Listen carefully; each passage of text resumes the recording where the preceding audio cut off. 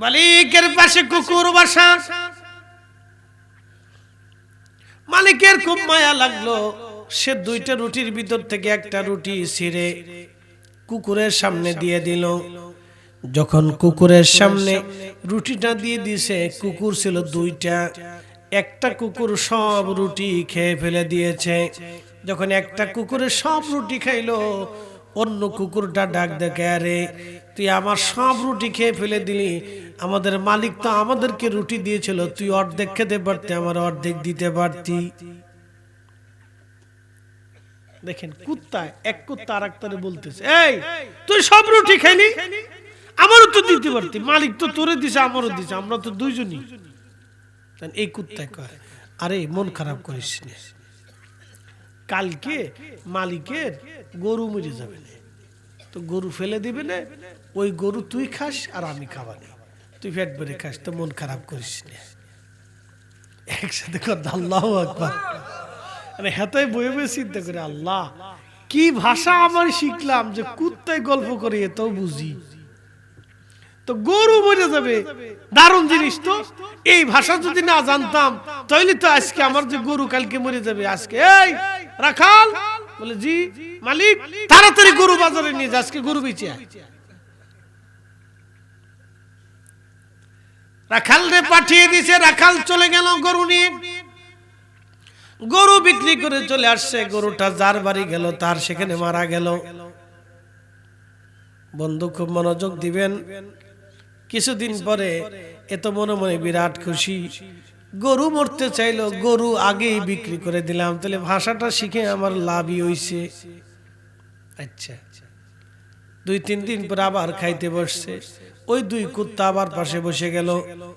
একটা রুটি নিক্ষেপ করার পরে ওই কুত্তাটা রুটি খেয়ে ফেলে দিল। এই কুত্তা কয়, আরে আগের তারিখও তুই রুটি খাইলি, আজকেও খাইলি, তুই না বলছিলি গরু মরে যাবে, তো গরু তো মালিক বিক্রি করে দিছে, অন্য জায়গা যায় মরে গেছে, আমরা তার বাগে পাইলাম না। আরে তুই চিন্তা করিস না, এই বাড়ির মালিকের গাধা মারা যাবে, ওই গাধা ফেলে দিবে না, তুই খাস আর আমি খাবানি। তার মালিকে হাই হাই, ভাষা শিখে তো কাজই হয়েছে। এরা খাল বলে, জি মালিক, তাড়াতাড়ি আজকে গাধা বিক্রি করে দিয়ে, ভালো গাধাটা বিক্রি করে দেবো, যা আমি যা খুশি একটু শোন। তো গাধা বিক্রি করে দিছে, ভালো বিদ্যা শিখছি। কয়েকদিন পরে আমার খেতে বসছে, আমার একটা রুটি দেওয়ার পরে ওই কুত্তা আবার খেয়ে ফেলে দিছে। এবার এই কুত্তা ডাক দেখে, আরে আমার মালিক আজকে 3 দিন পর্যন্ত আমার রুটি দেয়, খালি তুই সব খেয়ে ফেললি। গত তারিখ বললি যে মালিকের গাধা মারা যাবে, গাধা তো মালিক বিক্রি করলো, অন্য জায়গায় যায় গাধা মরে গেছে, ওটা তো আমরা ভাগে পাইলাম না। আজকে রুটি দিল, তাও সব খাইলি, সব কি তুই খাবি। এবার কুত্তা ডাক দেখে, আরে চিন্তা করিস না, কয়েকদিন পরে মালিক মারা যাবে।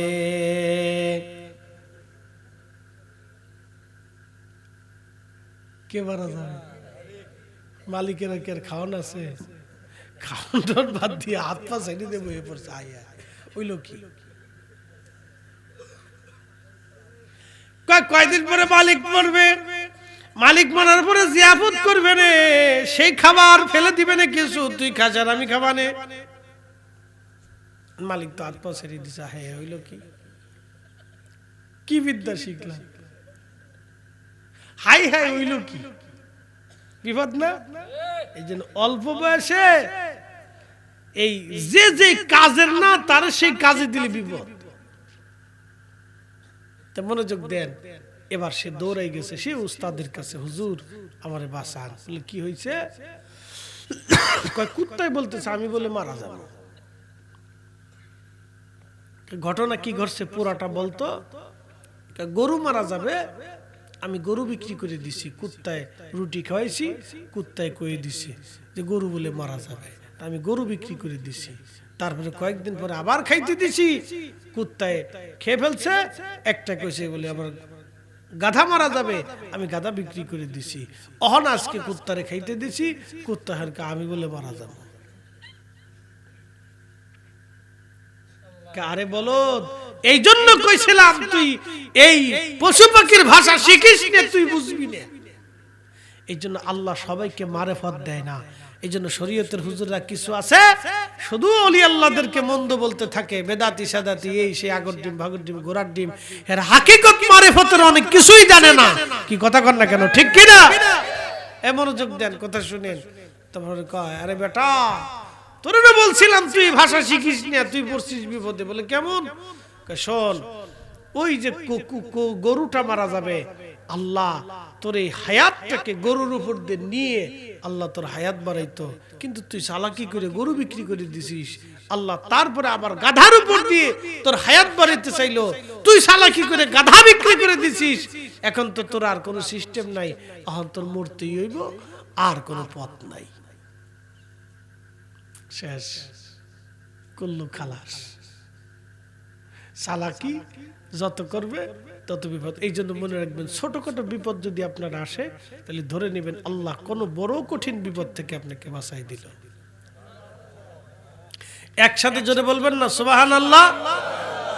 এই জন্য রাস্তাঘাটে বের হলে কোনো ভিখারি এসে যদি কিছু চায় তো কিছু না কিছু দিয়ে দিবে। এক লোক এক বুজুর্গের কাছে যা বলতেছে, হুজুর আপনি আমাদের পশু পাখির ভাষা শিখিয়ে দেন। গল্পটা লিখছেন আল্লামা ইমাম রুমি রাহিমাহুল্লাহ, এই মসনবির ভিতরে লিখছেন। আপনি আমারে একটু পশু পাখির ভাষা শিখিয়ে দেন। তো বলতেছে, বেটা রে তুমি পশু পাখির ভাষা শিখলে বিপদে পড়ে যাবা। না হুজুর শিখিয়ে দিতেই হবে। তো বহু চাপাচাপির পরে হুজুরে তাদের পশু পাখির ভাষা শিখিয়ে দিছে, এই বিদ্যা কিভাবে কিভাবে হাসিল করতে হবে। যাই হোক সে হাসিল করছে। এখন হুজুর তারে বিদায় দিছে, আচ্ছা তুমি বাড়ি চলে যাও। তো বাড়ি এসে খাইতে বসছে। খাইতে বসলে ওই বাড়ির মুরগি, তারপরে কবুতর, কুত্তা খাইতে বসলে উঠানে দেখবেন এগুলি আসে। তো বাড়ির কুত্তাটা খাইতে বসলে বাড়ির তার পাশে এসে বসে রয়েছে। কুত্তা বসে দেখবেন, আপনি যখন খাবেন তো আপনার বাড়ির কুত্তা আপনার পাশে বসে থাকে, যে মালিক যাতে আমার কিছু দেয়, ও চুপচাপ বয়ে থাকে। মালিকের পাশে কুকুর বসা। মালিকের খুব মায়া লাগলো, সে দুইটা রুটির ভিতর থেকে একটা রুটি ছিঁড়ে কুকুরের সামনে দিয়ে দিল। যখন কুকুরের সামনে রুটিটা দিয়ে দিয়েছে, কুকুর ছিল দুইটা, একটা কুকুর সব রুটি খেয়ে ফেলে দিয়েছে। যখন একটা কুকুরের সব রুটি খাইলো, অন্য কুকুরটা ডাক দেখে, আরে তুই আমার সব রুটি খেয়ে ফেলে দিলি, আমাদের মালিক তো আমাদেরকে রুটি দিয়েছিল, তুই অর্ধেক খেতে পারতি, আমার অর্ধেক দিতে পারতি। দেখেন কুত্তা, এক কুত্তা আর একটারে বলতেছে, এই তুই সব রুটি খাইলি, আমারও তো দিতে পারতি, মালিক তো তোরে দিছে আমারও দিছে, আমরা তো দুইজনই। এই কুত্তায় কয়, আরে মন খারাপ করিস না, কালকে মালিকের গরু মরে যাবে না, তো গরু ফেলে দিবে না, ওই গরু তুই খাস আর আমি খাবা না, তুই পেট ভরে খাস, তো মন খারাপ করিস না। একসাথে কথা আল্লাহু আকবার। মানে হেতায় বয়ে বয়ে চিন্তা করে, আল্লাহ কি ভাষা আমার শিখলাম যে কুত্তায় গল্প করে এত বুঝি, তো গরু মরে যাবে, দারুণ জিনিস তো। এই ভাষা যদি না জানতাম তাহলে তো আজকে আমার যে গরু কালকে মরে যাবে, আজকে এই রাখাল বলে, জি মালিক তাড়াতাড়ি গরু বাজারে নিয়ে যা, আজকে গরু বেচে আয়। রাখাল রে পাঠিয়ে দিছে, রাখাল চলে গেল গরু নিয়ে, গরু বিক্রি করে চলে আসছে। গরুটা যার বাড়ি গেল তার সেখানে মারা গেল। বন্ধু খুব মনোযোগ দিবেন, কিছুদিন পরে এত মনে মনে বিরাট খুশি, গরু মরতে চাইলো, গরু আগেই বিক্রি করে দিলাম, তাহলে ভাষাটা শিখে আমার লাভই হইছে। আচ্ছা 2-3 দিন পর আবার খাইতে বসছে, ওই দুই কুত্তা আবার পাশে বসে গেল। একটা রুটি নিক্ষেপ করার পরে ওই কুত্তাটা রুটি খেয়ে ফেলে দিল। এই কুত্তা কয়, আরে আগের তারিখও তুই রুটি খাইলি, আজকেও খাইলি, তুই না বলছিলি গরু মরে যাবে, তো গরু তো মালিক বিক্রি করে দিছে, অন্য জায়গা যায় মরে গেছে, আমরা তার বাগে পাইলাম না। আরে তুই চিন্তা করিস না, এই বাড়ির মালিকের গাধা মারা যাবে, ওই গাধা ফেলে দিবে না, তুই খাস আর আমি খাবানি। তার মালিকে হাই হাই ভাষা শিখে তো কাজই হয়েছে। এরা খাল বলে জি মালিক, তাড়াতাড়ি আজকে গাধা বিক্রি করে দিয়ে। ভালো গাধাটা বিক্রি করে দেবো, যা আমি যা খুশি একটু শোন। তো গাধা বিক্রি করে দিছে। ভালো বিদ্যা শিখছি। কয়েকদিন পরে আমার খেতে বসছে, আমার একটা রুটি দেওয়ার পরে ওই কুত্তা আবার খেয়ে ফেলে দিছে। এবার এই কুত্তা ডাক দেখে, আরে আমার মালিক আজকে 3 দিন পর্যন্ত আমার রুটি দেয়, খালি তুই সব খেয়ে ফেললি। গত তারিখ বললি যে মালিকের গাধা মারা যাবে, গাধা তো মালিক বিক্রি করলো, অন্য জায়গায় যায় গাধা মরে গেছে, ওটা তো আমরা ভাগে পাইলাম না। আজকে রুটি দিল তাও সব খাইলি, সমিত কি তুই খাবি? এবার কুত্তা ডাক দেখে, আরে চিন্তা করিস না, কয়েকদিন পরে মালিক মারা যাবে।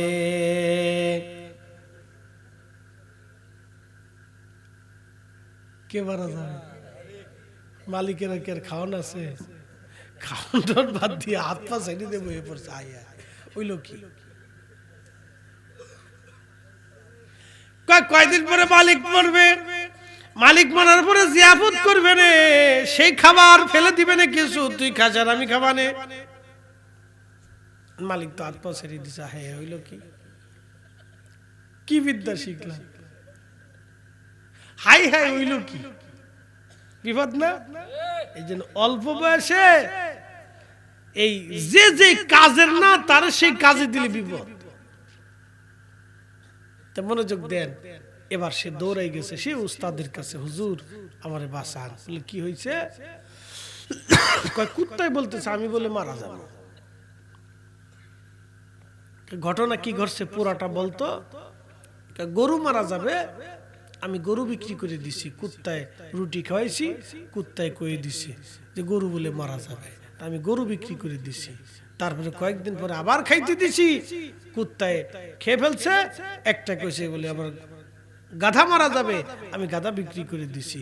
অহন আজকে কুত্তারে খাইতে দিছি, কুত্তা হারকা আমি বলে মারা যাব। আরে বলো, এই জন্য কইছিলাম তুই এই পশু পাখির ভাষা শিখিস না, তুই বুঝবি না। এই জন্য আল্লাহ সবাইকে মারেফত দেয় না। এই জন্য শরীয়তের হুজুররা কিছু আছে শুধু ওলি আল্লাহদেরকে মন্দ বলতে থাকে, বেদাতি সাদাতি এই সেই, আগর ডিম ভাগর ডিম ঘোড়ার ডিম, এর হাকিকত মারেফতের অনেক কিছুই জানে না। কি কথা কন না কেন, ঠিক কি না? এ মনোযোগ দেন, কথা শুনেন। তারপরে কয়, আরে বেটা তোরে না বলছিলাম তুই ভাষা শিখিস না, তুই পড়ছিস বিপদে। বলে কেমন? শোন, ওই যে গরুটা মারা যাবে, আল্লাহ তোর এই হায়াতটাকে গরুর উপর দিয়ে নিয়ে আল্লাহ তোর হায়াত বাড়াইতো, কিন্তু তুই চালাকি করে গরু বিক্রি করে দিছিস। আল্লাহ তারপরে আবার গাধার উপর দিয়ে তোর হায়াত বাড়াইতে চাইলো, তুই চালাকি করে গাধা বিক্রি করে দিছিস। এখন তো তোর আর কোনো সিস্টেম নাই, এখন তোর মরতেই হইব, আর কোনো পথ নাই, শেষ, কুল্লু খালাস। চালাকি যত করবে তত বিপদ। এই জন্য মনে রাখবেন, ছোটখাটো বিপদ যদি আপনার আসে তাহলে ধরে নেবেন আল্লাহ কোনো বড় কঠিন বিপদ থেকে আপনাকে বাঁচাই দিল। একসাথে জোরে বলবেন না সুবহানাল্লাহ। এই জন্য রাস্তাঘাটে বের হলে কোনো ভিখারি এসে যদি কিছু চায় তো কিছু না কিছু দিয়ে দিবে। এই আবার বলি, রাস্তাঘাটে যদি আপনার কাছে কোনো ভিখারি কিছু চায় তাহলে আসলে কিছু না কিছু দিয়ে দিবেন। কারণ ওই যে আপনি বিপদ আপদ থেকে যদি বাঁচতে চান তাহলে কিছু দান করবেন, দান না করলে বিপদ থেকে আল্লাহ মুক্তি দেবে না। কি করতে হবে? দান করতে হবে। দান করলে কিছু না কিছু বিপদ থেকে আল্লাহ বাঁচাবে। আর যদি দান না করেন তাহলে এই বিপদ থেকে আল্লাহ বাঁচাবে না। প্রিয় উপস্থিতি, এই জন্য অপরিপক্ক কাউকে রব্বুল আলামিন আমার আল্লাহ কাউকে আমার আল্লাহ নিয়ামত দান করেন না, পরিপক্ক হওয়ার পরে আমার আল্লাহ দান করেন। প্রিয় উপস্থিতি আমার, এই জন্য বেশি বেশি করে আল্লাহর রাস্তায় যদি আপনি দান না করেন, কিছু অ্যাক্সিডেন্ট বালা মুসিবত থেকে আল্লাহ আপনাকে বাঁচাবে দানের বিনিময়ে, সাদকার বিনিময়ে। আপনি রাস্তা দিয়ে যাবেন, কিছু দান করলেন ভিখারিকে, আল্লাহ দানের বিনিময়ে ভিখারি থেকে আল্লাহ আপনাকে ওই বিপদ থেকে বাঁচাবে। হয়তো রাস্তায় কোনো দুর্ঘটনা, অ্যাক্সিডেন্টে, কোনো মহামারীতে কঠিন কোনো বিপদের সম্মুখীন হবেন, ঠিক তখনই রব্বুল আলামিন ওই দানের বিনিময়ে আপনাকে বাঁচায় দিবে। একবার জোরে বলা যাবে কি সুবহানাল্লাহ। দান না করলে বিপদ থেকে আল্লাহ বাঁচাবে না। তো প্রিয় ভাই, খুব মনোযোগ দিয়ে, ওই যে যুবকটা, বালকটা পাদ্রীকে বলতেছে, পাদ্রী আপনি আমাকে ইসমে আজম শিখিয়ে দেন। এ বাবা কথা বলো না, শোনো। পাদ্রীকে বলতেছে, পাদ্রী ইসমে আজম আমাকে শিখিয়ে দেন। পাদ্রী বললেন, বেটারে তুমি এর ওজন বুঝতে পারবা না, এই ওজন তুমি বুঝবা না, এই ওজনটা খুবই কঠিন ওজন, তুমি এই বিদ্যা জানার প্রয়োজন নাই। বালকটি বলল, না হুজুর, এই বিদ্যা আমাকে জানতেই হবে। এই আল্লাহর ইসমে আজম, আল্লাহর মারিফতের খনি, এটা আমার জানা বড় প্রয়োজন। পাদ্রী বলল, না আমি তোমাকে শিখাইতে পারবো না, এই বিদ্যার বয়স তোমার হয় নাই, বয়স না হওয়া পর্যন্ত এই বিদ্যা তোমারে দেব না। এবার পাদ্রী নিষেধ করে দেওয়ার পরে ছেলেটা একটা নতুন পদ্ধতি আবিষ্কার করলো। পদ্ধতি হলো, তাওরাতে, জবুরে, ইনজিলে আল্লাহ 3000 নাম আছে। একসাথে জোরে বলবেন কি সুবহানাল্লাহ। আল্লাহর 3000 নাম আছে। এই 3000 নাম সে সংগ্রহ করলো। 3000 নাম সংগ্রহ করার পরে প্রত্যেকটা তীরের ফলার মধ্যে আল্লাহ রাব্বুল আলামিনের একটা একটা করে নাম লেখলো। নাম লেখার পরে আগুনের কুণ্ডলি জ্বালাইয়া এই বালকটা প্রত্যেকটা তীরকে আগুনের মধ্যে নিক্ষেপ করলো। সব তীর আগুনের মধ্যে পড়ে গেল, কিন্তু ইসমে আজম খচিত নামটা বারবার আগুন থেকে বের হয়ে আসতে লাগলো। সমস্ত নাম আগুনের ভিতরে পড়ে গেল, ইসমে আজমের নামটা বারবার আগুন থেকে লাফ দিয়ে সরে সরে পড়ে আসতে লাগলো। প্রিয় উপস্থিতি, মনোযোগ দিবেন।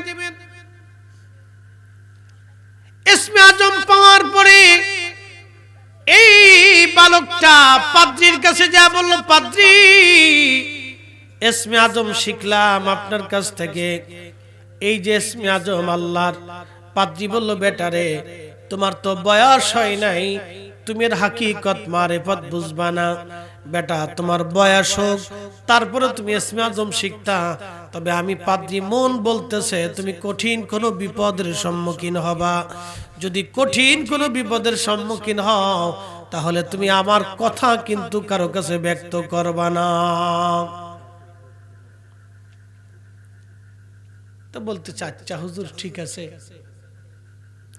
ইসমে আজমটা হচ্ছে সেই নিয়ামত, যখন কারো আয়ত্তের ভিতরে আসে তখন ওই লোকটা ইসমে আজম আসার পরে ওই লোকটা আল্লাহ পাকের মুহিব্বিন হয়ে যায়, আল্লাহ পাকের পেয়ারা হয়ে যায়। একসাথে বলবেন সুবহানাল্লাহ। আল্লাহর অনেক বড় পেয়ারা হয়ে যায়। শোনেন, ইসমে আজম যার আছে, ইসমে আজম যার আছে, খাজা বাবা আজমিরি রহিমাহুল্লাহ তিনি আনা সাগরের পানি একটা লুটার ভিতরে এনেছিলেন এই ইসমে আজমের বদৌলতে। আলিফ লাম মিম, আলিফ লাম রা, ইয়াসিন তাহা, কাফ হা ইয়া আইন সাদ নুন।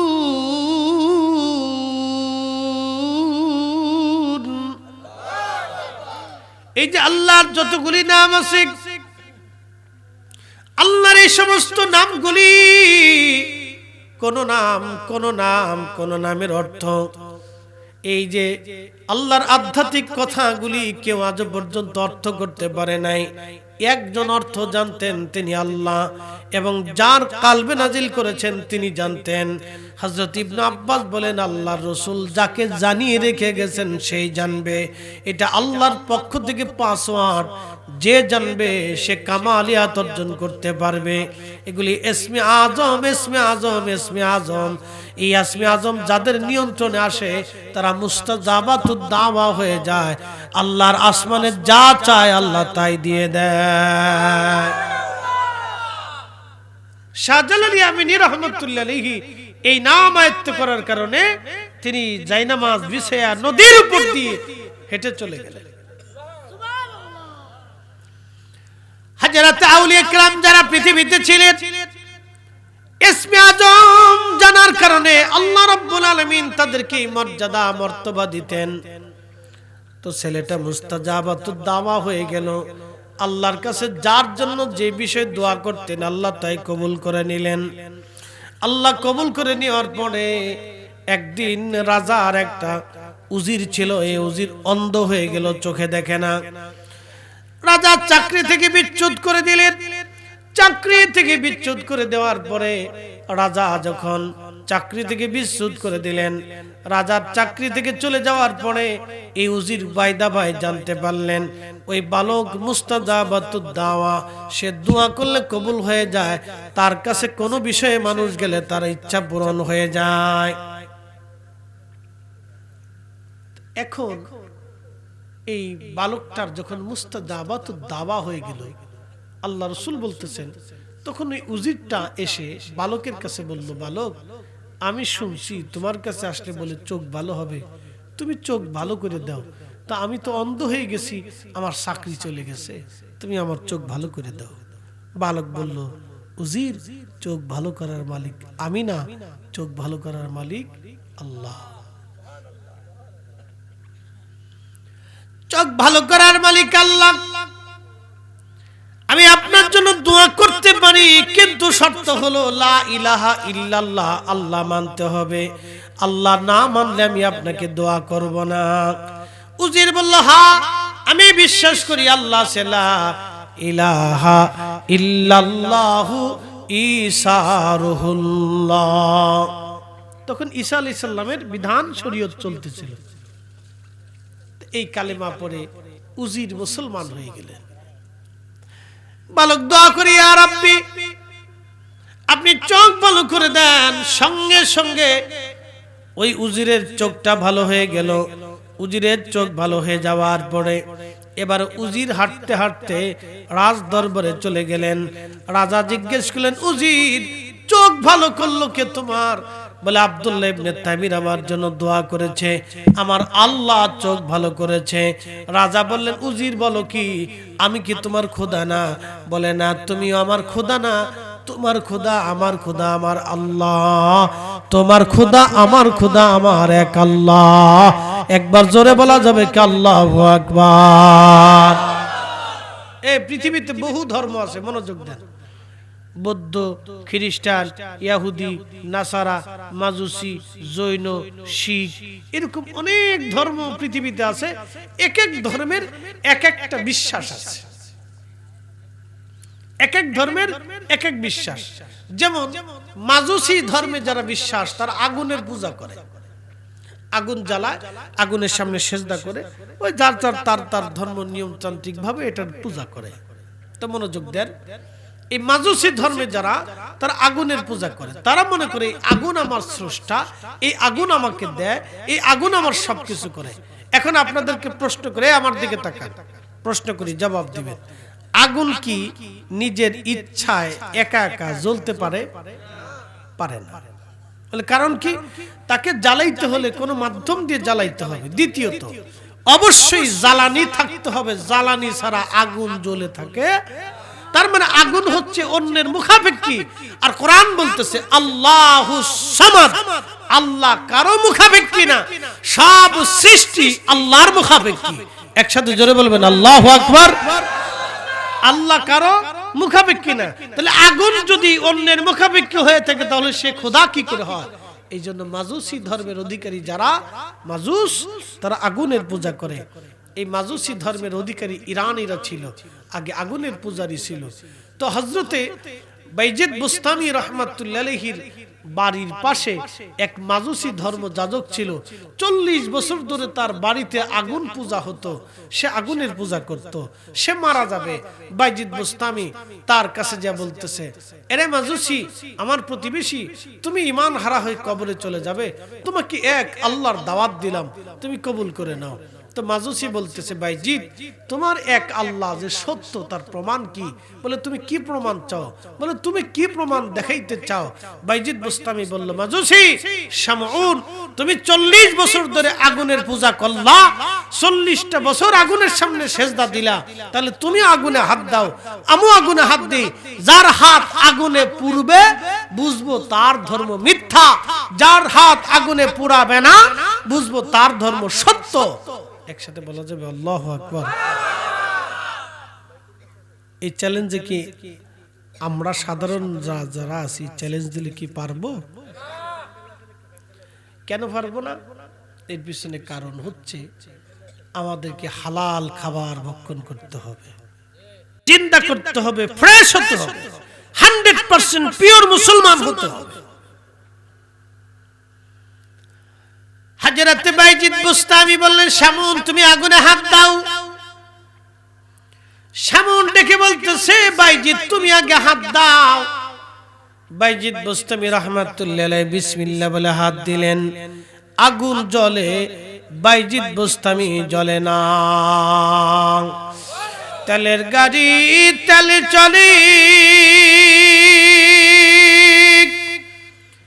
হাওয়ার গাড়ি হাওয়ায় উড়ে, বিনা তেলে চালাই গাড়ি নবী সুলাইমান। আমরা সেই মুসলমান, আমরা সেই মুসলমান, আমরা সেই মুসলিম। হযরত বাইজিদ বুস্তামি রাহমাতুল্লাহ আলাইহি আগুনের মধ্যে হাত দেওয়ার পরে যখন আগুন হাত পড়ে না, তখন শামউনকে ডাক দিয়ে বললেন শামউন 40 বছর ধরে তুমি আগুনের সামনে সেজদা দিয়েছো, আমি একটা দিনের জন্য আগুনের সামনে সেজদা দেই নাই, আমি আগুনের মালিকের সামনে সেজদা দিয়েছি। শামউন কালেমা পড়ে নাও। শামউন ডাক দিয়ে বলতেছে বাইজিদ,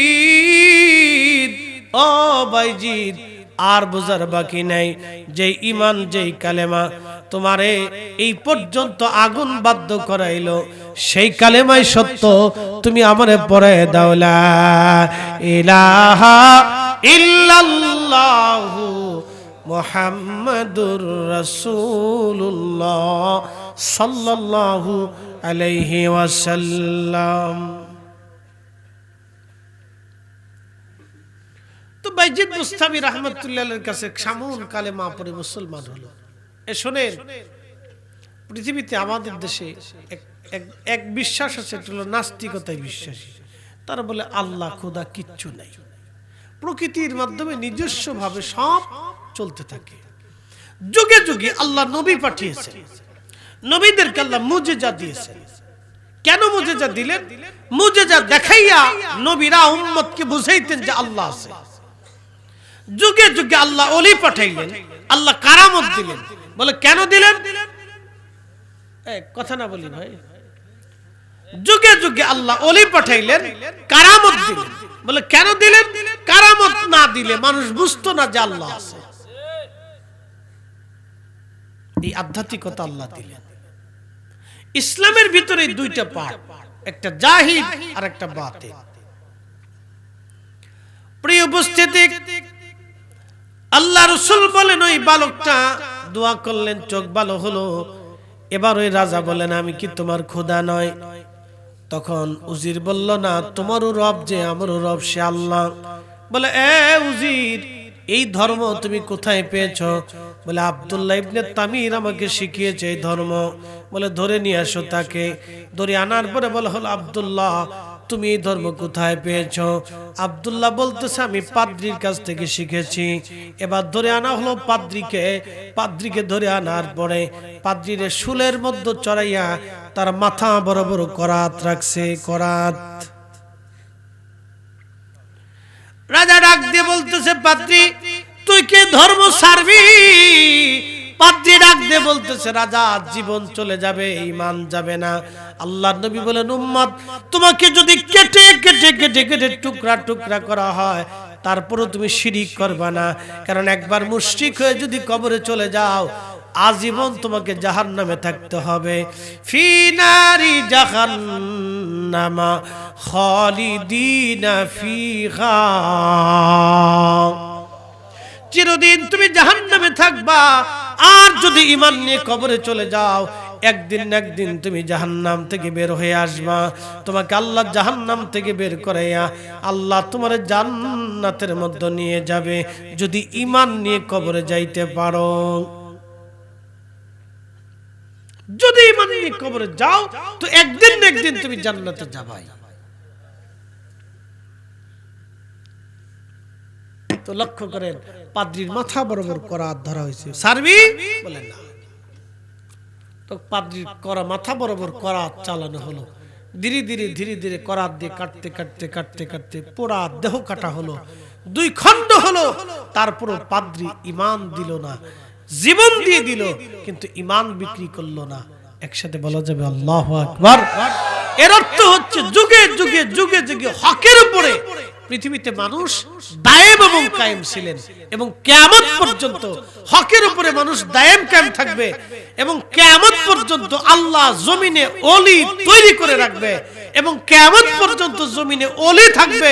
ওলি না থাকলে আল্লাহর আকাশ ভেঙে পড়বে, জমিন ভেঙে যাবে, সমুদ্র উদ্বেলিত হবে, তামাম সৃষ্টি ভেঙে যাবে, খান খান হয়ে পড়বে। যখনই পৃথিবী ওলি শূন্য হবে তখনই পৃথিবী ধ্বংস হয়ে যাবে। এই জন্য পৃথিবীতে কখনো অলি শূন্য থাকবে না। আল্লাহর নবী বললেন, পাদ্রী জীবন দিল। পাদ্রীর জীবন চলে যাওয়ার পরে এবার বালককে বলা হলো, তাকে শুলের মধ্যে চড়াও, তার বুক লক্ষ্য করে তীর ছুঁড়ে মারো। রাসূল বললেন, তার বুক লক্ষ্য করে যখন তীর মারা হলো, প্রত্যেকটা তীর বুকের সামনে থেকে পড়ে যায়, একটা তীরও তার বুকের মধ্যে ঢুকলো না। এবার রাজা ডাক দিয়ে বলেন, যুবক বালক রে, তুমি কি করে এই তীর থেকে বাঁচো? বলে, আমার আল্লাহ বাঁচায়। একসাথে বলেন আল্লাহু আকবার। আমাদের হায়াতের মালিককে, রিজিক, দৌলত আল্লাহর ইচ্ছার বাহিরে আপনি কি একটা ভাতের দানা বেশি খেতে পারবেন? না, কোনো সুযোগ নেই। আপনার 1000 কোটি টাকা থাকবে, খেতে পারবেন না।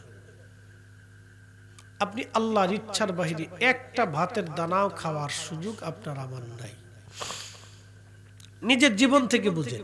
শিশু, কিশোর, বালক, যুবক, বৃদ্ধ, এক এক সময়ের এক এক অনুভূতি।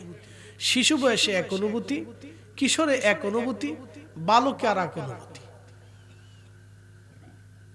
বুঝেন,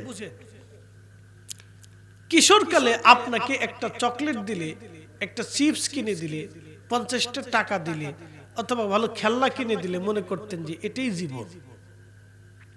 বালক জীবনে আসার পর একটা ফুটবল, একটা র্যাকেট, ক্রিকেট, একটা সাইকেল কিনে দিলে ভাবতেন এটাই জীবন। সুন্দর একটু পোশাক হলে ভাবতেন এটাই জীবন। যুবক বয়সে আসলেন, আসার পরে কিছু পয়সা করে রুটি রুজি করলেন, সুন্দর ফ্যামিলি থেকে বিয়ে করলেন, ভাবলেন এটাই জীবন। বৃদ্ধকাল আসার পরে তখন বুঝলেন, আহা, জীবনে অনেক ভুল করে ফেলছি।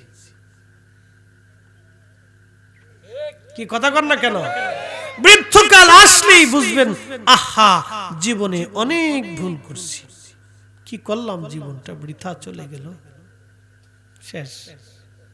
তখন বুদ্ধির উদয় হয়, কিন্তু এর আগে বুঝে না। বৃদ্ধকাল। প্রিয় উপস্থিতি, মনোযোগ দিবেন। আল্লাহ নবী বললেন, এবার এই বালকটাকে রাজা বললেন, এরে বালক, তোর কোন খোদা তোমাকে বাঁচায় দেখি। সৈন্যদেরকে বললেন, তাকে সমুদ্রের মধ্যে নিয়ে চলে যাও, আরব সাগরে। সমুদ্রের গভীরে নিয়ে তার ছেড়ে দিয়ে চলে আসো। সমুদ্রের গভীরে থেকে নিয়ে যখন রাজার সৈন্যরা চলে গেল, আল্লাহর নবী বললেন, প্রচন্ড তুফান এসে, প্রচন্ড তুফানে সমস্ত সৈন্যরা মরে গেল, কিন্তু এই বালকটাকে আমার আল্লাহ অলৌকিকভাবে বাঁচাইয়া আমার রব থেকে ফেরত পাঠাইলেন। বালক রাজ দরবারে হাজির হলো। রাজা বলল, বালক কে তোমাকে বাঁচাইলো?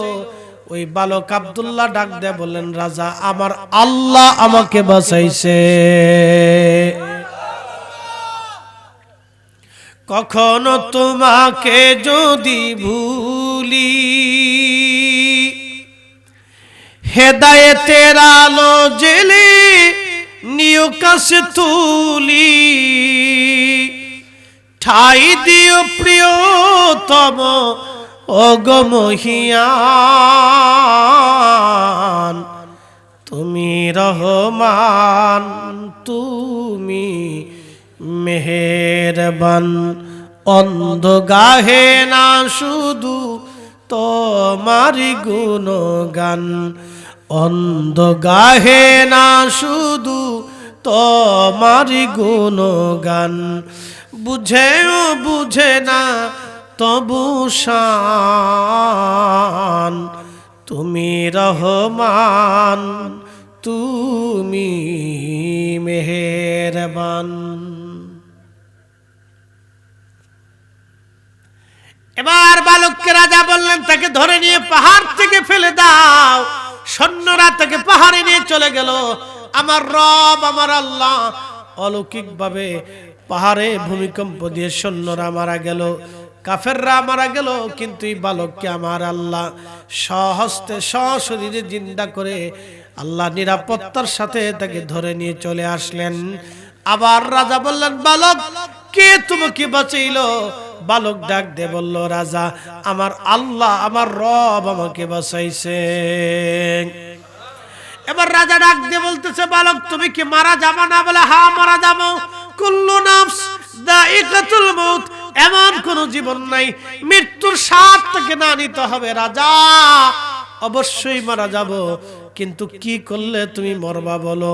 তখন এই বালক ডাক দিয়ে বলল, রাজারে ইয়ামান দেশের সমস্ত মানুষকে একটা ময়দানে জড়ো করবেন, জড়া করার পরে একটা শুলের মধ্যে মরে চড়াইয়া একটা তীর ধনুক হাতে নিয়া তীর পড়াইয়া আপনি ধনুক ছুঁড়ে মারার আগে বলবেন বিসমিল্লাহি রাব্বি হাযাল গোলাম। এই কথা বলে আপনি যখন তীর ছুঁড়ে মারবেন আমি শহীদ হয়ে যাব। এর আগে হাজার চেষ্টা করলো আপনি আমাকে মারতে পারবেন না, কারণ আল্লাহ আমাকে ইসমে আজমের অধিকারী বানিয়ে দিয়েছেন। মান আদানি ওলিয়ান ফাকাদ আযানতুহু বিল হারব। আল্লাহ বলছেন আমি ওলিদের সাথে যারা দুশ্মনী করে আমি আল্লাহ তাদের সাথে যুদ্ধ ঘোষণা করি, চিরসত্য। তো মনোযোগ দিয়ে রাজা বলেন হ্যাঁ তাই করে। তো ইয়ামানের লক্ষ লক্ষ মানুষ তিনি এক প্রান্তরে জমা করলেন, শুলের মধ্যে চড়াইয়া তীর হাতে নিয়ে বালকের দিকে লক্ষ্য করে এই বাদশা বলতো বিসমিল্লাহি রাব্বি হাযাল গোলাম। এই কথা বলে যখন তীর নিক্ষেপ করলেন সাথে সাথে বালক আব্দুল্লাহ ইবনে তামির শহীদ হয়ে গেলেন। অ্যাটেনশন, শহীদ হইছে বটে, কিন্তু বাকি যে লক্ষ লক্ষ মানুষ দেখলো হাই হাই, তাহলে এই বালকের ধর্মই তো সত্য। রাজা এতদিন আমাদেরকে বোকা বানাইয়া নিজে খোদা হয়ে বসে রয়েছে, তো রাজা তো খোদা না, তাহলে খোদা তো আরেকজন, তিনি রব্বি আল্লাহ, আল্লাহ আমাদের রব, এই বালকের রবই আমাদের রব, এই বালকের খোদাই আমাদের খোদা, এই বালকের আল্লাহ আমাদের আল্লাহ।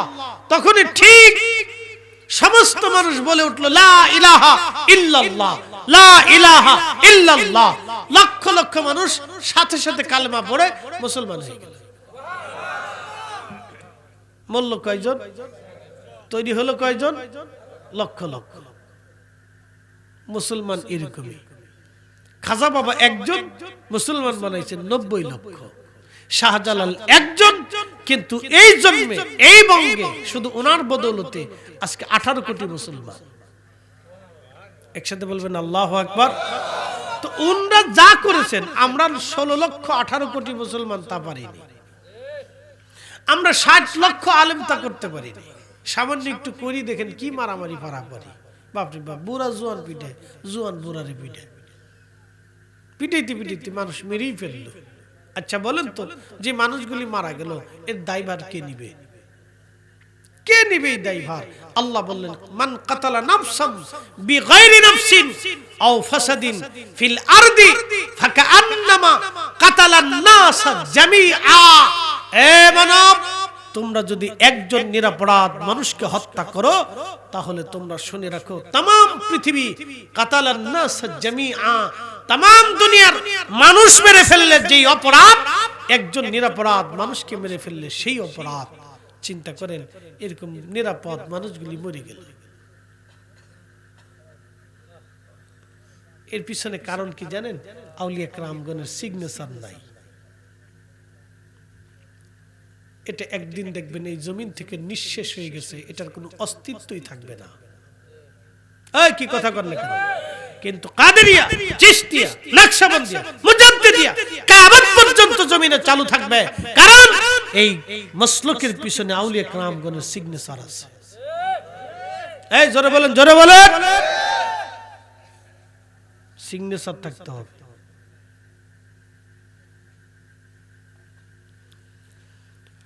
প্রিয় উপস্থিতি, মনোযোগ দিবেন।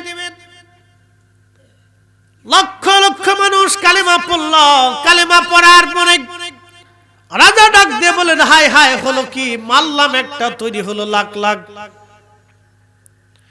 এবার তখন রাজা বলেন, ইয়ামানের রাস্তার মোড়ে মোড়ে বড় বড় গর্ত খনন করো, গর্ত খনন করে এই গর্তের মধ্যে তোমরা আগুন জ্বালাও। যারা ঈমান রাখবে তাদেরকে আগুনে পোড়ায় দাও, আর যারা আমাকে খোদা মনে করবে তাদেরকে ছেড়ে দাও। কিয়ামতের আগে দাজ্জাল আসবে, দাজ্জাল এসে মানুষকে জান্নাত দেখাবে। আসলে মূলত সেই জান্নাতটাই হলো জাহান্নাম। দাজ্জাল যখন জান্নাত দেখাবে তখন মানুষরা দাজ্জালকে মেনে নেবে, হ্যাঁ এটাই তো দাজ্জাল, এটাই তো খোদা। তখন বহু মানুষ বেঈমান হয়ে চলে যাবে। যারা দাজ্জালের জান্নাত দেখে দাজ্জালের সঙ্গী হবে তারা জাহান্নামে যাবে, আর যারা দাজ্জালকে মানবে না দাজ্জাল তাদেরকে হত্যা করবে। আল্লাহর নবী বললেন তারাই আল্লাহর জান্নাতি হয়ে যাবে। একবার জোরে বলা যাবে কি মারহাবা।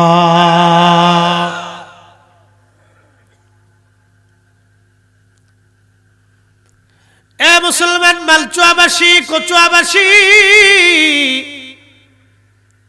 এবার এই পাদ্রী, এবার এই বালকটা শহীদ হয়ে যাওয়ার পরে ইয়ামান দেশের লক্ষ লক্ষ মানুষকে মারার জন্য আগুন জ্বালানো হলো। এই সময় তারা আগুনের ভিতরে একজন না দুইজন না 20,000 মানুষকে তারা আগুনের মধ্যে পুড়িয়ে মারলো। 20,000 মানুষ আগুনের কে পুড়িয়ে মারলো, কিন্তু তারা জীবন দিল, ঈমান দিল না।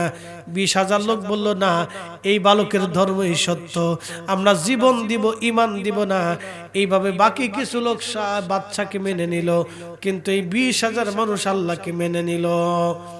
এই 20,000-এর শেষ একজন মহিলা তার কোলের মধ্যে বাচ্চা সন্তান নিয়ে ইতস্ততা করতেছিল। এই মহিলাকে টানতে টানতে টানতে টানতে এই আগুনের দিকে নিয়ে যাওয়া হয়। মহিলা আগুন থেকে বাঁচার জন্য চেষ্টা করতেছিল, তার বাচ্চাটাকে বাঁচানোর জন্য চেষ্টা করতেছিল। ঠিক তখনই বাচ্চার জবান খুলে গেল।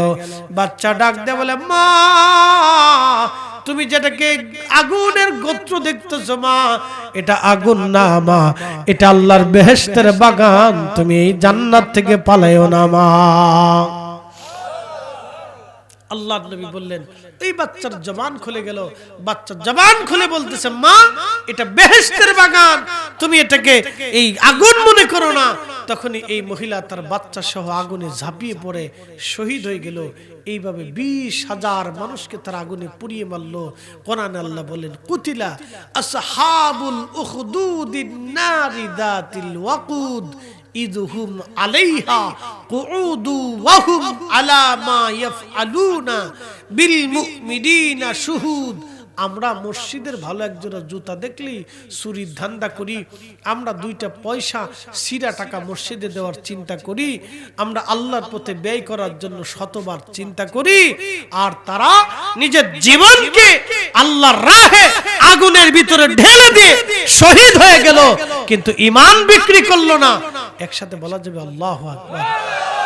তাদের থেকে আল্লাহ আমাদেরকে 70 গুণ মর্যাদা বেশি দিয়ে দিয়েছে। কত গুণ? কেন? রসুলের জন্য। জোরে বলেন, কার জন্য? রসুলের জন্য 70 গুণ মর্যাদা আল্লাহ আমাদেরকে দিয়েছে। এই মানুষগুলি জীবন দিল, 20,000 মানুষ জীবন দিয়ে দিল। সর্বশেষ ছোট্ট বাচ্চাটার জবান খুলে গেল, মা, তুমি যেটাকে আগুন দেখতেছো এটা আগুন না রে মা, এটা তো বেহেশতের বাগান। প্রিয় উপস্থিতি,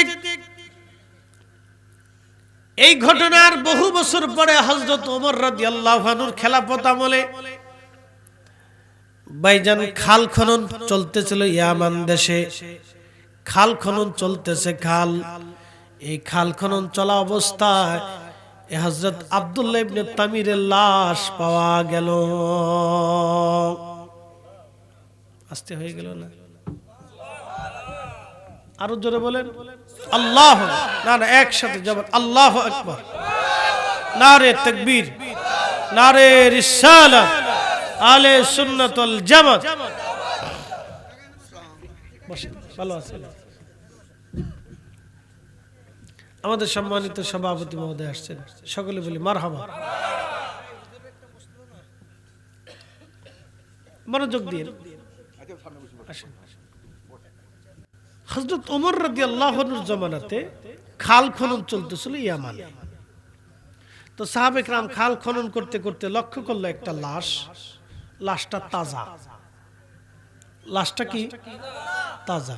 তখন তার চোখ, তার ভুরু, তার চুল, তার এই ত্বক, তার শরীর, তার কাফনের কাপড় সব তাজা। আমার দিকে তাকান, ঠিক কপালের ভিতরে এইভাবে হাত দিয়ে সে মাটির মধ্যে শুয়ে আছে। মনে হচ্ছে এই সদ্য কবরস্থ করা কোনো ব্যক্তি। অথচ নবীজি আসার 70 বছর আগে, হিসাব করেন 70 বছর, নবীজি আসার 70 বছর আগে আল্লাহর নবীর কাছে কোরআন নাজিল হলো 40 বছর বয়সে। 70 আর 40 110 বছর। এরপরে নবীজি আরো 23 বছর হয়ে গেল 33 বছর। এরপরে হযরত ওমরের জামানা আরো 2 বছর 35 বছর। 136 বছর পরে হযরত আব্দুল্লাহ ইবনে তামিরের লাশ পাওয়া গেল। কবরে যেমন তেমনি, মাটিতে কাফন পচে নাই এবং তার শরীর নষ্ট হয় নাই, পচে যায় নাই, তখন রক্ত সঞ্চালন চলতেছিল। সাহাবে کرام কবর থেকে তারে উঠাইলো, তখন হাত এইভাবে কপালের মধ্যে মারা। সাহাবে کرام চিন্তা করলো হাতটা সোজা করে দেয়। তার হাত যখন সরায় সোজা করতে গেল, তখনই দেখা গেল তার কপালের এইখানে একটা ক্ষত আছে। এই ক্ষত দিয়ে গল গল করে তাজা তাজা রক্ত ঝরে ঝরে পড়তে লাগলো। আল্লাহু আকবার। তেলের গাড়ি তেলে চলে, হাওয়ার গাড়ি হাওয়ায় উড়ে, বিনা তেলে চালাই গাড়ি নবী সুলাইমান। আমরা সেই মুসলমান, আমরা সেই মুসলমান। আল্লাহুম্মা সাল্লি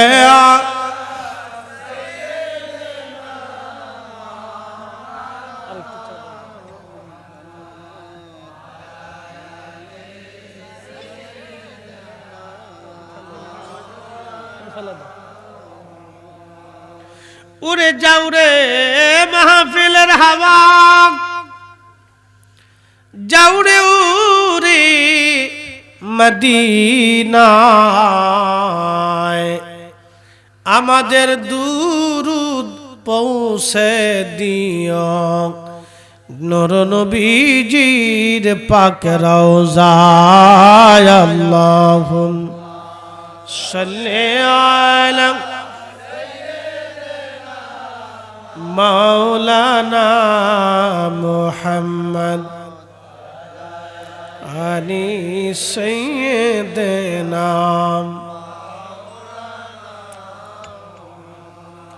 লা ইলাহা, জোরে লা ইলাহা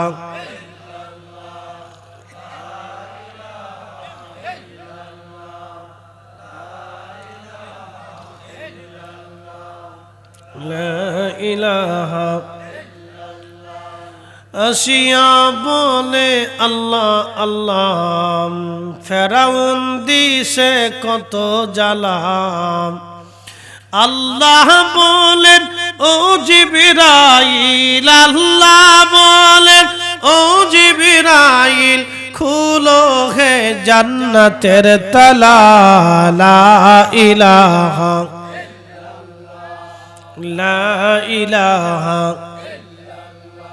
লা ইলাহা ইল্লাল্লাহু মুহাম্মাদুর রাসূলুল্লাহ সাল্লাল্লাহু আলাইহি ওয়াসাল্লাম।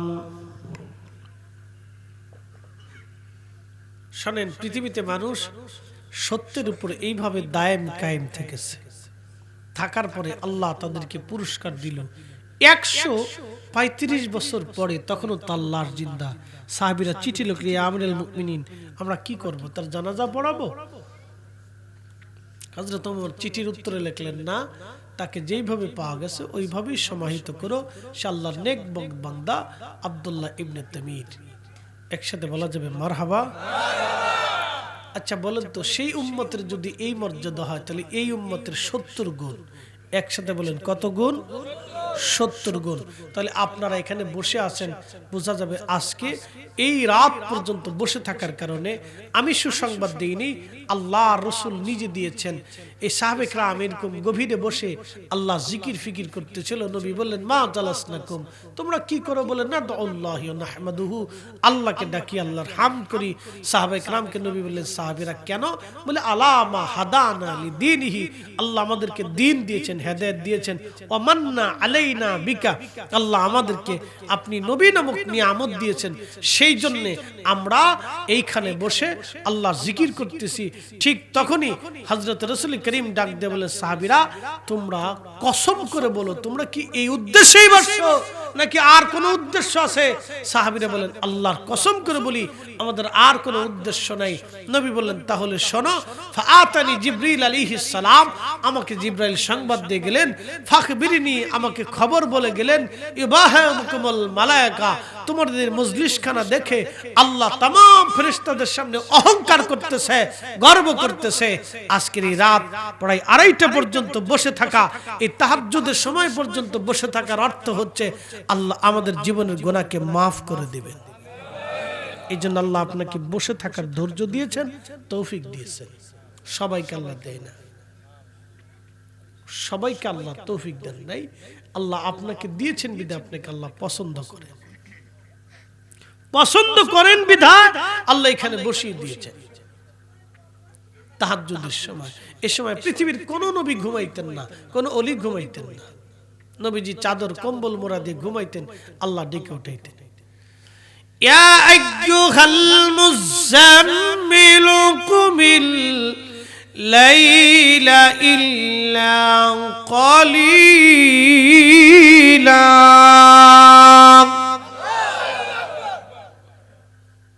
হে কম্বলওয়ালা নবী উঠুন, হে কম্বলওয়ালা নবী উঠুন। রাত্রের কিছু অংশ জাগরিত হন, তাহাজ্জুদ পড়েন। নিসফাহু আবিনকুস, অর্ধাংশ অথবা তার চাইতে কম। এই সময় কোন নবী যাহলে আপনার সারা রাত্রব্যাপী মাহফিল, এই রাত গভীর পর্যন্ত আপনারা বসে আছেন। 1.5 ঘন্টার মধ্যে আপনাদেরকে তাকরীর করে শোনাইলাম। প্রিয় উপস্থিতি, আজকে আপনাদেরকে কোরআনের সূরা বুরুজ থেকে আসহাবুল উখদুদের একটা ঘটনা শুনিয়ে বললাম যে মানুষ ঈমানের উপরে কতটা বলিয়ান হলে নিজের আগুনকে, নিজের জীবনকে বিলিয়ে দেওয়ার পরেও ঈমানকে বিক্রি করে দেয় না। আল্লাহ শুধু এতটুকুন কারণে তাদের কথা কোরআনে আল্লাহ বর্ণিত করে এই উম্মতকে শিক্ষা দিয়ে দিলেন, আমার বান্দা তোমরাও শুনে রাখো, ঠিক ঈমানের বলে তোমরা এরকম বলিয়ান থাকবে, তোমরা কঠিন থাকবে, তোমরা স্ট্রং থাকবে, জীবন দিবে, কিন্তু ঈমান দিবে না। আল্লাহ ঘটনা থেকে আমাদেরকে এটা শিক্ষা দিলেন। আর আল্লাহ এটাও শিখাইলেন যে আল্লাহর ওলিরা কবরের ভিতরে আল্লাহ তাদেরকে জিন্দা করে রাখেন। আল কবরু রাউযাতুম মিন রিয়াজিল জান্নাহ, কারো কারো কবরকে আল্লাহ বেহেশতের বাগান বানায় দেয়। আচ্ছা বলেন তো, নবীর কারণে উম্মতের কবর যদি রওজা হয়, তাহলে আমাদের রাসূলের কবর কি রওজা না? একসাথে বলেন, রওজা না? আমার দেশে যারা বুকে হাত বেঁধে নামাজ পড়ে এরা বলে কি রাসূলের কবরকে কবরই বলতে হবে, রওজা বলা হারাম। বেদাতীরা নবীর কবরকে রওজা বানাইছে, বেদাতীরা বানাইছে। কি বুঝলেন আপনারা? আমরা বেদাতি, আমরা বেদাতি, আমরা আবেগী, আবেগ দেখাই। আচ্ছা বলেন তো, গসলুল মালাইকা হযরতে হানজালা বিনা গোসলে উহুদ গেছিলেন দলিলে না আবেগে? এই আমার দিকে তাকান, ভালো করে বুঝেন, খুব মনোযোগ দিবেন। রাত্র গভীর, স্নায়ু এখন দুর্বল, সবারটাই দুর্বল, আমারটাও দুর্বল, আপনারটাও দুর্বল। এখন স্নায়ু সবারটা দুর্বল, সবারটা দুর্বল, বুঝছেন? স্নায়ু দুর্বল। এখন তন্দ্রার সময়, গভীর ঘুমের সময়, আপনি এই সময় এখন জেগে জেগে ওয়াজ শুনতেছেন, তো এখন তো স্নায়ু দুর্বল, সবারটাই দুর্বল, ক্যাশ হবে কম। আমি যতই চিল্লা পারলে আপনারা বুঝবেন না, অনেকের মগজে ধরবেন, অনেকেই বসে আছেন শুধু মহাব্বতে, জাল্লাহ এখান থেকে বসে রয়েছি আর বাজ্যে কি করবো, বসেই থাকি। অনেকের মগজে আওয়াজ ঢুকতেছে না, ওয়াজ বুঝতেছেন না, এটা দিয়ে ঢুকাচ্ছেন, এটা দিয়ে বের হচ্ছেন, বুঝতেছেন না আপনি, আপনার সেনাই এখন দুর্বল। আমার দিকে তাকান, অল্প একটু সময়ের জন্য কথাটা বুঝতে হবে আমাদেরকে। নবীর কারণে উম্মতের কবর আল্লাহ রওজা বানিয়ে দেন। একসাথে বলবেন আল্লাহু আকবার। কবর, জোরে বলেন কি? কবর।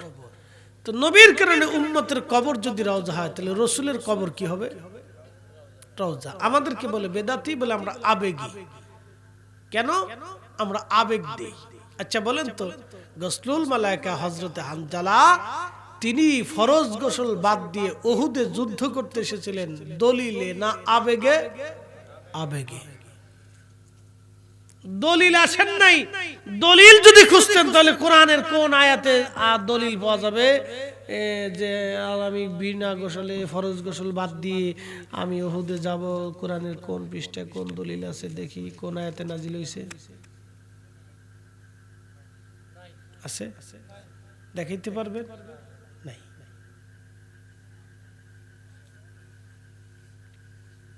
কোন দলিলে নাই। কিন্তু কেন গেলেন? ইশকে রাসূলে, ভালোবাসায়। যদি বলেন কিসে? ভালোবাসায়।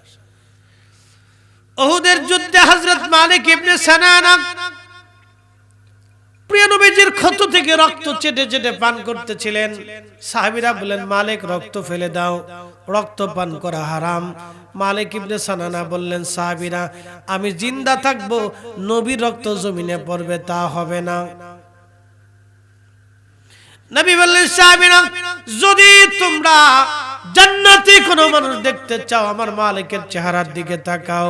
আমার মালিক আল্লাহ জান্নাতি, কারণ আমার মালিক ইবনে সানানা আমার রক্ত পান করেছে, আমার রক্ত যার রক্তের সাথে মিশে যাবে সে জান্নাতি। আমার দিকে তাকান, উনি যে রক্ত পান করেছিলেন দলিলে না আবেগে? আবেগে। তো রাসূল প্রেম আবেগ দিয়ে হয়, রাসূল প্রেম আবেগ দিয়ে হয়, রাসূল প্রেম দলিল দিয়ে হয় না, আবেগের মাধ্যমে হয়। ইমাম মালিক ইবনে আনাস ৮০ বছর মদিনাতে থেকেছেন। ৮০ বছরে শোনেন, আমরা তো হজে গেলে ৮ দিনের জন্য সফর, ৮ দিন, ৮ দিনের উপরে আমাদেরকে টাইম দেয় না হজে। উমরাতে গেলেও ৮ দিন, মদিনাতে ৮টা দিন আপনি থাকতে পারবেন। ৫ ৮ ৪০ ওয়াক্ত নামাজের একটা সুযোগ দেয়, ৮ দিন আপনি মদিনাতুল মুনাওয়ারাতে থাকতে পারবেন। এমনি যদি সফরে যান তাহলে হয়তো আপনার ইচ্ছা অনুযায়ী বেশি দিন থাকতে পারেন, কিন্তু হজের প্যাকেজে, উমরার প্যাকেজে গেলে ৮ দিন অথবা সর্বোচ্চ ১০ দিন। তো মনোযোগ দিন, ৭ ৮ দিনের জন্য মদিনাতে যান। যাওয়ার পরে ৭ দিনে কতবার কত জায়গা মদিনায় থুতু ফেলছেন, ফেলাই না আমরা কত জায়গা। কিন্তু ইমাম মালিক ৮০ বছরে ভুলেও কোনোদিন মদিনার মাটির মধ্যে থুতু ফেলেন নাই। দলিলে না আবেগে? আবেগে। আর আমরা যখন ইয়া নবী সালাম আলাইকে বললে দাঁড়ায় যাই, তখন কে সব আবেগী, দলিলা দিল্লা সারা দাঁড়াইছে বেদাতির দল। তো ইমাম মালিক একটু বেদাতি বলেন দেখি, কলিজায় সাহস কত বড় হয়, কত বড় বুজুর্গ, আপনি একটু দেখার দরকার। ইমাম মালিক যদি বেদাতি হয় তাহলে তো হয়েছিল কাজ, তাহলে আপনারা নতুন করে মুসলমানি দেওয়ার দরকার। কথা শুনতে খারাপ শোনা যাবে। 80 বছর মদিনার সীমানায় জুতা পরেন নাই, থুতু ফেলেন নাই, পায়খানা পেশাব করেন নাই, কি বুঝলেন? জিজ্ঞাসা করা হলো কেন করলেন না? ইমাম মালিক বলল, যেই মাটির নিচে রাসূল ঘুমা সেই মাটির উপরে আমি জুতা পরবো, থুতু ফেলবো, পায়খানা পেশাব করব। ইমাম মালিকের কলিজায় সাহস হয় নাই। আচ্ছা, উনি কি শরীয়তের কোন দলিল দিছে? উনি আবেগের দলিল দিছে। ইশকে রাসূল আবেগ দিয়ে হয়। অনেকে আপনাকে বলবে এগুলি সব আবেগ। হ্যাঁ, ইশকে রাসূল আবেগ দিয়ে হয়। আবেগ ছাড়া প্রেম হয় না। আবেগ ছাড়া প্রেম হয় না। আবেগ ছাড়া আল্লাহকে পাওয়া যায় না। আচ্ছা বলেন, আবেগ যদি না আসে তাহলে চোখে পানি আসবে? চোখে পানি না আসলে তো আপনি কি বান্দা হইছেন? আপনি আজের বান্দা। এই বান্দার 4 পয়সা মূল্য নাই। আপনি 1000 বছর ইবাদত করবেন, এ আল্লাহর বান্দা ভালো করে শুনে রাখেন, মঞ্জুর হতেও পারে নাও হতে পারে, কিন্তু বান্দা যখন চোখের পানি ছাড়ে তখন বান্দার চোখের পানি মঞ্জুর হবেই, এটা আল্লাহ ফেরত পাঠায় না। একসাথে বলবেন আল্লাহু আকবার। চোখের পানি ফেরত আসে না। আচ্ছা বলেন, আপনাদের ঘরে মা আছে না অনেকের? আপনি অপরাধ করে ফেলছেন, 3-4 বছর আপনি বাড়িতে ঘরেতে নাই, আপনি রাগ করে চলে গেছেন, মার সাথে রাগ করে চলে গেছেন। চলে যাওয়ার পরে মা কি খুশি হয় নাকি বলেন? হ্যাঁ, মা 3-4 বছর আপনাকে খুঁজতে থাকে। যদি আপনি ফিরে আসেন, ফিরে এসে ঘরের দরজায় রাতের আধারে যদি ডাক দেন, মা আমি ফিরে চলে আসছি, আমার মাফ করে দেন, পৃথিবীর কোন মা এই সময় নিজেকে স্থির রাখতে পারে না। সে যত কঠিন হৃদয়ের অধিকারী হোক, আপনাকে টান দিয়ে কোলে নিয়ে আদর করে চুমা খেয়ে আপনার মা আপনার চোখের পানি ছেড়ে দিবে। মায়ের চাইতে রবের দয়া বেশি, মায়ের চাইতে মালিকের দয়া বেশি, মায়ের চাইতে মালিকের দয়া বেশি। বান্দা যখন চোখের পানি ছেড়ে দেয়, আল্লাহর কাছে 99 গুণ বেশি দয়া লাগে। আল্লাহ ডাক দেখে, বান্দা তোর চোখের পানি ছেড়ে দিয়েছিস, যা তোর জীবনের সব গুনাহকে মাফ করে দিলাম।